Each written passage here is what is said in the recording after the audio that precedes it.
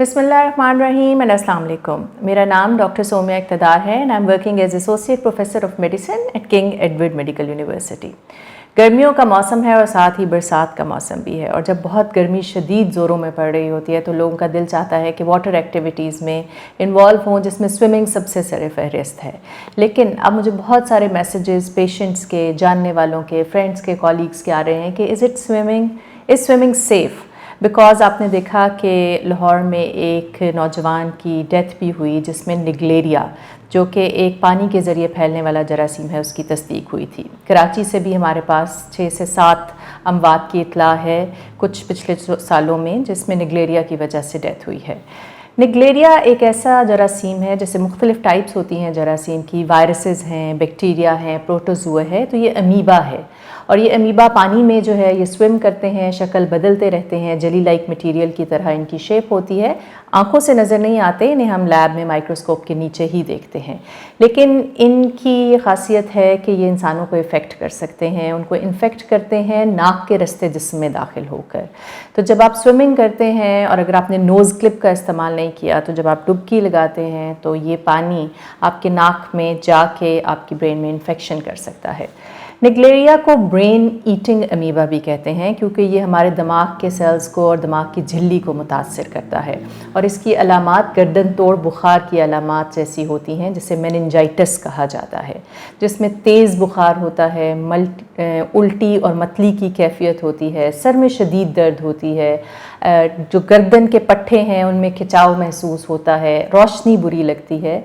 और यही वो कुछ अलामात हैं जो अब अगर मेनिंजाइटिस की शक्ल में हो तो हम फ़ौरन शुबा करते हैं कि निगलेरिया तो नहीं है, और मरीज़ से ज़रूर हिस्ट्री लेते हैं कि वो कहीं नहर में तो नहीं नहाते रहे, या ऐसे स्विमिंग पूल्स में जो वेल मेंटेन नहीं है वहाँ तो नहीं उनका हिस्ट्री में कोई कांटेक्ट रहा।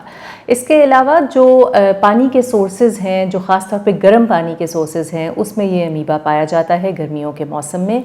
और नाक के रास्ते क्योंकि आता है तो वज़ू करते हुए या नाक की इरिगेशन करते हुए, साफ़ करते हुए अगर बहुत ऊपर तक आप पानी ले जाएं तो ये आपके जिस्म में दाखिल होकर इन्फेक्शन कर सकता है। इसलिए आजकल के मौसम में क्योंकि इसकी तस्दीक कुछ लोगों में हुई है, बहुत एहतियात करें। हुकूमत की तरफ से भी वाटर बॉडीज़ की क्लोरीनेशन को बेहतर किया जा रहा है, लेकिन आप भी मेक श्योर करें कि अगर आप तैराकी या स्विमिंग के शौकीन हैं या स्पोर्ट्स एक्टिविटी के शौकीन हैं, तो जिस पूल में आप नहा रहे हैं या स्विमिंग कर रहे हैं उसकी क्लोरीनेशन ठीक हो, वो वेल मेंटेन्ड हो, उसमें पानी चेंज होता रहा हो, क्योंकि ये बहुत इम्पॉर्टेंट है कि हम अपनी सेफ्टी का ख्याल रखें। क्योंकि इस अमीबा की इन्फेक्शन का जो डेथ रेट है वो बहुत हाई है। दुनिया में चंद ही लोग हैं जो अभी तक इसकी इन्फेक्शन से बच सके हैं, और वो लोग हैं जो बहुत अर्ली पिकअप हो गए थे। इसमें 98% मोर्टेलिटी रिपोर्टेड है, यानी कि 100 में से 98 लोग जो हैं अगर वो इससे इन्फेक्ट हों तो वो उनकी मौत वाक़या हो जाती है। तो ज़रूर एहतियात करें। जब आप वज़ू कर रहे हैं तो पानी को उबाल के ठंडा करके उसका इस्तेमाल करें। ओपन प्लेसेस पे वज़ू ना करें जहां आपको पता नहीं है कि वाटर की सैनिटेशन कैसी है। नहर में बच्चों को नहाने से मना कीजिए। स्विमिंग पूल्स में अगर वो नहा रहे हैं तो नोज़ क्लिप का इस्तेमाल करें, और मेक श्योर करें कि वो स्विमिंग पूल वेल मेंटेन्ड है, उनकी क्लोरीनेशन ठीक है। और अल्लाह ताला आप सबको इस आफत से महफूज रखे। Thank you.